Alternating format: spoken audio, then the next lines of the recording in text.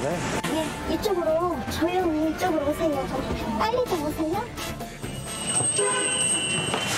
왜 이렇게 조심해서 와야 되는 거예요? 동네 분들이 저 사람만 나타나면 비상이에요. 불쾌하잖아요. 감시받고 있으니까. 누군가 지켜보고 있다고 합니다. 사람들은 다 찍는 거예요. 이렇게 아예 대놓고. 때로는 창문 너머로 이웃을 훔쳐보고 때로는 옥상에서 경계를 서며 상인들을 촬영한다는 남자. 그는 지연 씨 가게 2층에 사는 건물주 박 씨였습니다. 제가 그 월세 부분을 싸웠어요. 이 사람하고. 하루가 늦었거든요. 깜빡했어요. 그런데 와갖고 월세 얘기를 하더라고요. 그래서 이제 저녁에 해야 되겠구나. 그러고서 집에 갔는데 시작은 월세였습니다.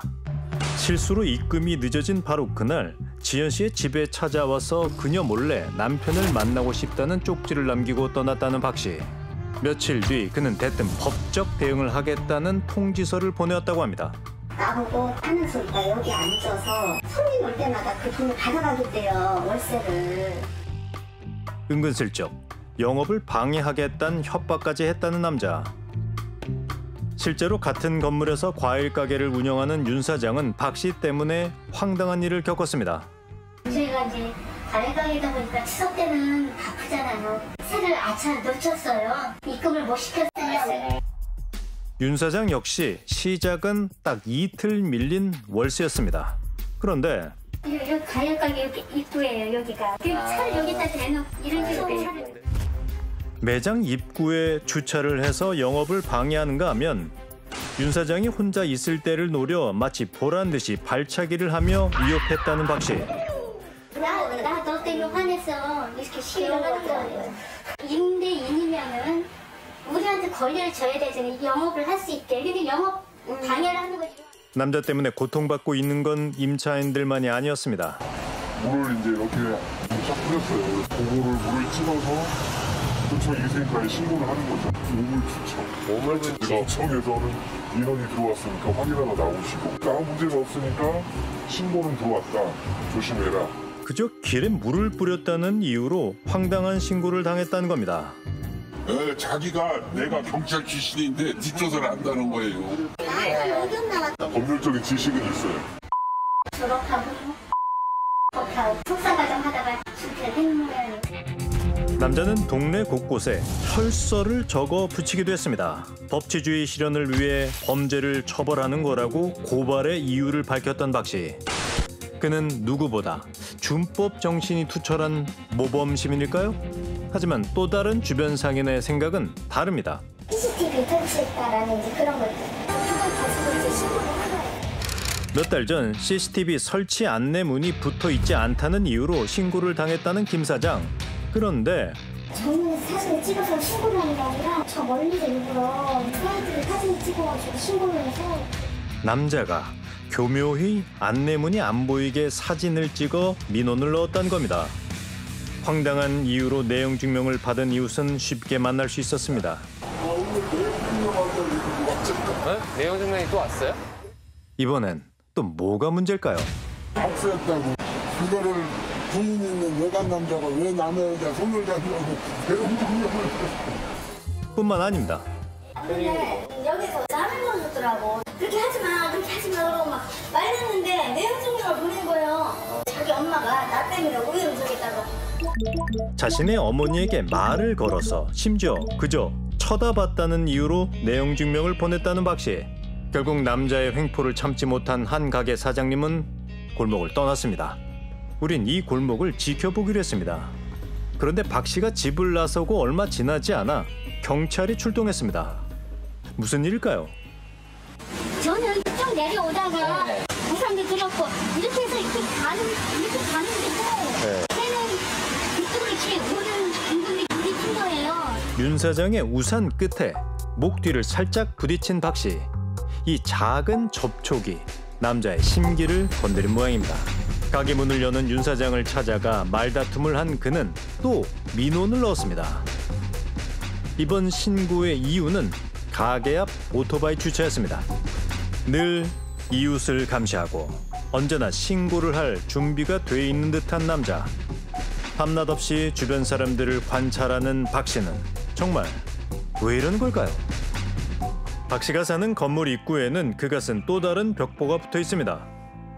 안녕하세요 미성년자 여러분, 입니다. 반가. 본인 및 가족과 관련되어 있는 어떤 것이든지 제보 부탁드립니다. 하늘이 무너져도 정의는 세워라. 박 씨를 만나 그의 얘기를 들어봐야겠습니다. 안녕하세요 선생님, 저 SBS 궁금한 이야기 Y라는 프로그램에서 나왔어요. 사장님이 뭐 내용 증명이랑 벌금도 자주 물리시고 사진도 찍고 하신다고, 불법 주정차 같은 거, 그거는 하시는 건 맞으세요? 그거는 제가 못 배웠어요. 우리의 질문에 침묵을 택한 박 씨. 그런데 잠시 뒤 마음이 바뀐 모양입니다. 그러면은 명함을 주면 제가 나중에 네. 저도 할 말이 있을 거 아니에요. 그렇죠. 말씀하시는데 제가 연락을 드리고. 근데 이게 5분 갖고 될 말이 아니에요. 지금 어머니 또 기다리시니까 중증 장애인이세요. 어디가 아프신 거예요? 뇌병변 장애인이요. 편찮으신 어머니가 기다리고 있어 긴 대화는 어렵다는 그는 다시 연락을 주겠다는 말을 남기고 자리를 떠났습니다. 그런데 취재 도중 우린 남자에 관한 새로운 정보를 들을 수 있었습니다. 시엄마하고 얘기한다고. 우리 엄마한테 뭔 얘기했냐고 막 소리 지르면서 눈이 뒤집어져가지고 우리 엄마한테 말만 해. 내가 보살지도 몰라하고 막 엄마를 끌고 올라가는 거야. 박 씨가 유독 어머니와 관련된 일에 민감하고 과격한 반응을 보였다는 겁니다. 이건 뭐예요? 내용 증명을 받아가지고 그쪽에서는 뭐 이렇게 어머님이 장애인이랑 해가지고 이런 게 좀 많았어요. 실제로 어머니가 놀라거나 어머니의 건강을 해친다는 이유로 민원을 넣은 적도 여러 번이었던 박 씨. 그는 왜 이토록 어머니를 둘러싼 일에 예민한 걸까요? 우린 박 씨를 아는 지인을 만날 수 있었습니다.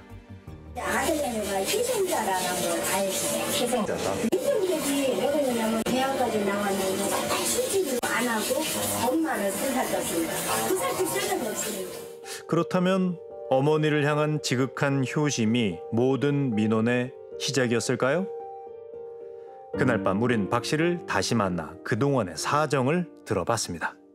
솔직히 예전부터 어머니가 좀 하얗게지돼요. 지금 집신한 거 간병을 해가면서 좀 예민해진 것도 있어요. 아픈 엄마를 모시면서 성격이 많이 변했다는 그에겐 결정적인 사건이 있었다고 합니다. 제가 문제가 거예요. 이거를 떠났어요. 저는 뭐 이제 젊은이가 괜찮은데 어머니는 이제 장애도 있으신데 떠니까 그런 상황을 많이 느껴고 그러니까 일부러 그랬다고 생각을 하죠. 저는. 그래서 학교 다닐 때 뭐 왕따 당하는 느낌? 뭐. 어머니가 캄캄한 밤에 계단을 오르내리다가 다칠 수도 있는데 누군가 센서 등을 일부러 껐다는 겁니다. 뿐만 아닙니다. 어머니를 고려하면 진짜 여기가 되는 제일 좋잖아요. 바로 들어오실 수 있는데 잠깐 됐다가 단속도 됐었어요. 이 집에 이사 온 뒤로 유독 불법 주정차 단속을 많이 당했다는 박 씨. 결국 의심은 확신이 됐답니다. 그러니까 어머니를 괴롭히면 이제 내가 알아서 길 거다 뭐 이런 생각 느낌까지 가지게 되더라고 나중에. 누군가가 괴롭히는 게 분명한데 누군지 알 수 없었다는 박 씨. 그래서 남자는 모두를 적으로 삼은 걸까요? 근데 어쨌든 결국은 대화를 해야지 서로 알 수 있잖아요. 대화를 못해요. 법과 서류로만 다 아니니까 방법을 좀 고민해 보실 의향도 있으신가요? 기회를 드렸어요. 제가. 기회를 주셨어요. 여기에 지금 전단지 저렇게 붙이기 되니까 사과를 해라. 사과를 해달라. 어느 식으로 없어서. 올라올게요. 네. 이미 사과할 기회를 여러 차례 줬었다는 남자는 어머니의 전화에 자리를 떠났습니다. 박 씨의 주장에 대한 주민들의 입장은 어떨까? 센서등 있잖아요. 그게 유독 우리 엄마가 지나갈 때 불이 좀 안 켜진다. 아니 그거를 우리가 왜 그러냐고. 그 센서등이 꺼진다고 하니까 그 앞집 사는 아주머니가 나랑 둘이 가서 저걸 테이프를 딱 붙여놓은 거야. 그렇게까지 배려를 해줬는데 우리 자꾸 신경 나가라는 이거 가게 빼라는 것밖에 안 되고 그게 가게 빼라는 얘기가 아니면 갑질하는 것밖에 안 되는 거야. 법대로 하자며 고소를 일삼는 남자의 행동은 정말 법대로인 걸까요? 내용 증명을 자주 발송을 하고 그리고 그 내용 증명 발송이 정당한 이유가 없는 경우에는 경범죄 처벌법이나 스토킹 범죄 등의 처벌에 따라서 불쾌감을 느낄 수도 있고 불안감이 조성이 될 수도 있죠. 2021년에 스토킹 범죄 처벌 등에 관한 법률이 제정이 됐고 이에 따르면 3년 이하의 징역 또는 3천만 원 이하의 벌금에 처할 수 있습니다. 이제 임대차 계약이라는 거는 임대인과 임차인의 신뢰관계를 기초로 체결되는 계약이에요. 이제 임대인이 지속적으로 괴롭힘을 가하고 있다면 주택임대차 분쟁조정위원회가 있어요. 그래서 거기에 이런 갈등이 있으니까 좀 하지 말아 달라고 좀 조정위원들을 통해서 분쟁을 조절할 수도 있고요. 아픈 어머니를 보호하기 위해 끝없이 민원과 고발을 넣기 시작했다는 박 씨. 하지만 어느새 이웃들과 서로를 감시하는 원수가 된 아들을 바라보는 어머니는 지금 어떤 심경일까요? 효도의 기본은 단 하나입니다. 그것은 바로 어머니의 마음을 편안하게 해드리는 겁니다. 어머니의 손을